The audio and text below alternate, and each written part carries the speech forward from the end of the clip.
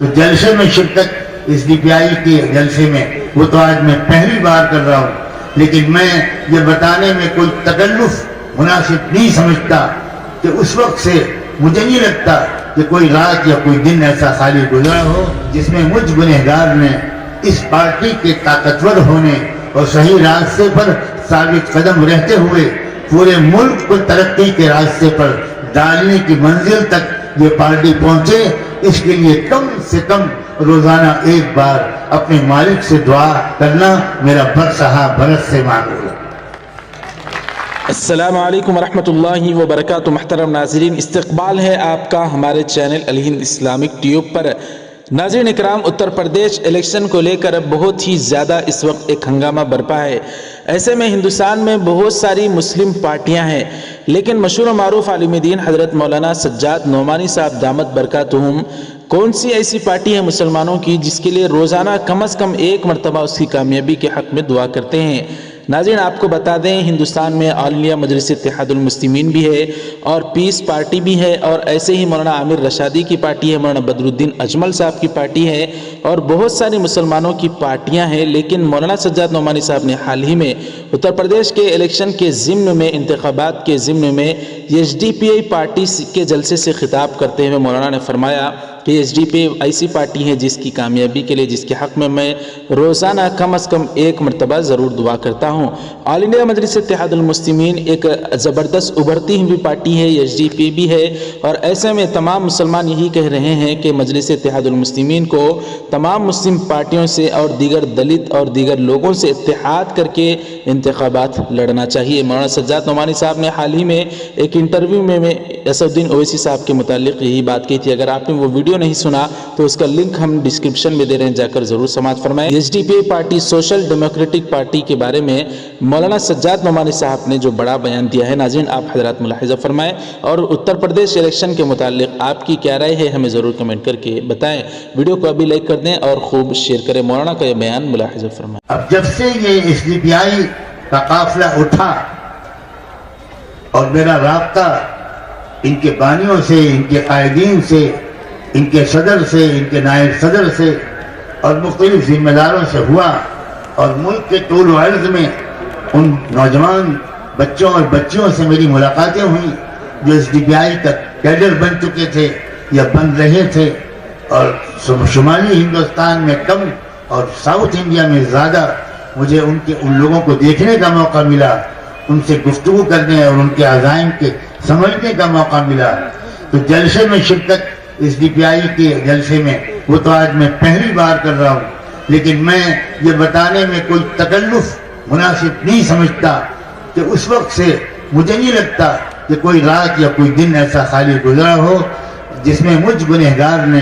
اس party کے طاقتور ہونے اور صحیح راستے پر ثابت قدم رہتے ہوئے پورے ملک کو ترقی کے راستے پر ڈالنے کی منزل تک یہ پارٹی پہنچے، اس کے لیے کم سے کم روزانہ ایک بار اپنے مالک سے دعا کرنا میرا برسہا برس سے معمول ہے۔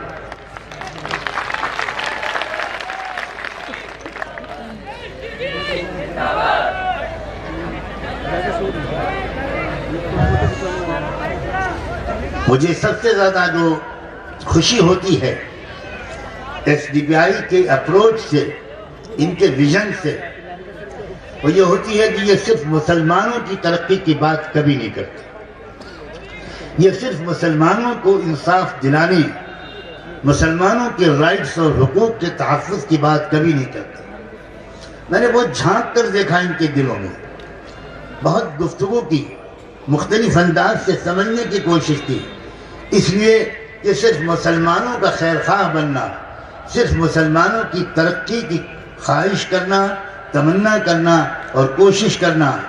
یہ ملک سے غداری تو ہے ہی، یہ اسلام سے بھی غداری ہے۔ اسلام اس کی اجازت بالکل نہیں دیتا کہ تم صرف مسلمانوں کی ترقی سنو، ترقی کے لیے کوشش کرو، صرف مسلمانوں کو انصاف دلانے کی کوشش کرو، کسی قیمت پر اسلام اس کی اجازت نہیں دیتا۔ ہم جس رب کو خدا مانتے ہیں، جس رب کو مانتے ہیں، وہ رب صرف مسلمانوں کا نہیں ہے۔ پہلی آیت میں اللہ نے ہم کو یاد دلا دیا کہ میں رب العالمین ہوں، میں رب المسلمین نہیں ہوں، میں دنیا کے تمام انسانوں کا رب ہوں۔ اور پھر مسلمان تو وہ امت ہے،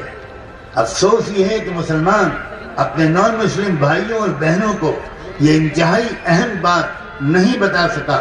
کہ مسلمان اگر صرف محمد الرسول اللہ پر ایمان لائے، صرف قرآن پر ایمان رکھے اور بقیہ نبیوں پر ایمان نہ رکھے، حضرت عیسیٰ علیہ السلام ان پر ایمان نہ رکھے، حضرت موسیٰ علیہ السلام پر ایمان نہ رکھے، یا دنیا کے کسی ملک میں جو اللہ کے نبی و رسول آئے ان میں سے کسی ایک پر بھی اگر وہ ایمان نہ رکھے، تو ہزار وہ نماز پڑھتا رہے اور ہزار وہ روزے رکھتا رہے اور ہزار وہ حج اور عمرے کرتا رہے، وہ مسلمان ہی شمار نہیں۔ یہ بہت بڑی بات ہے جو شاید کچھ مسلمانوں کو بھی نہیں معلوم، ہمارے غیر مسلم بھائیوں اور بہنوں کو تو بالکل ہی نہیں معلوم۔ وہ کہتے ہیں ہمارے پیغمبر حضرت عیسیٰ اور آپ کے رسول اور نبی حضرت محمد، یہ ہمارے اور آپ کے اس تفریق کو مٹانا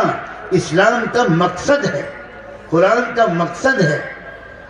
ہم تو یہاں تک کہتے ہیں کہ جن ایک طرف تو ان نبیوں پر ایمان جن کا نام قرآن میں آیا ہے، صاف صاف نام آیا ہے، ہم اس کے علاوہ اور ہزاروں نبی ہیں جن کے بارے میں خدا نے یہ فرمایا کہ پوری دنیا میں ہر قوم میں ہم نے اپنے نبی بھیجے، ہم نے اپنے رسول بھیجے۔ تو ہم مسلمان تو تب مسلمان ہوتا ہے جب یہ کہے کہ جن نبیوں کے نام آپ نے لیے ہوں یا نہ لیے ہوں، جن کے نام آپ نے لیے ہم ان پر بھی ایمان رکھتے ہیں، جن کے نام آپ نے نہیں لیے ہم ان پر بھی ایمان رکھتے ہیں، جو آپ نے عرب میں بھیجے ان پر بھی ایمان رکھتے ہیں، جو آپ نے بھارت میں بھیجے، چائنا میں بھیجے، مشرق میں بھیجے، مغرب میں بھیجے، ہم ان کا نام نہیں جانتے، ان کی تاریخ بھی نہیں معلوم، ہم ان سب پر ایمان رکھتے ہیں۔ اور قرآن کی خصوصیت یہ ہے کہ اس کی کوئی ایکسپائری ڈیٹ نہیں ہے، اور قرآن نے ہمارا رشتہ پچھلی کتابوں سے مضبوط کیا ہے، جوڑا ہے، توڑا نہیں ہے۔ پچھلے نبیوں، رسولوں، پیغمبروں سے قرآن نے اور اللہ کے رسول صلی اللہ علیہ وآلہ وسلم نے ہمارے رشتے کو مضبوط کیا ہے۔ اس بنیاد پر اسلام کا یہ بنیادی حکم ہے کہ تم کوشش کرو تو سب کے لیے کوشش کرو، کوئی بھوکا نہ رہے، کوئی مظلوم نہ رہے، ہر ایک کو اس کے حقوق ملے، ہر ایک کو اس کی ڈگنیٹی اور عزت ملے۔ ایس ڈی پی آئی کے بارے میں میرا جب یہ یقین بنا کہ ایس ڈی پی آئی اسلام کی اس نقطہ نظر کو اچھی طرح سمجھ کر اٹھی ہے، اور اسی لیے اس نے اپنے نام کے ساتھ کوئی اسلامی لفظ نہیں لگایا، اس سے میسج غلط نہ چلا جائے، لوگ یہ نہ سمجھیں کہ یہ صرف مسلمانوں کی پارٹی ہے، مسلمانوں کے لیے اٹھی ہے۔ اس نے وہ الفاظ چنے جس سے زیادہ ایک طرح سے کامن الفاظ شاید ہی کوئی ہو سکیں، social democratic party of India.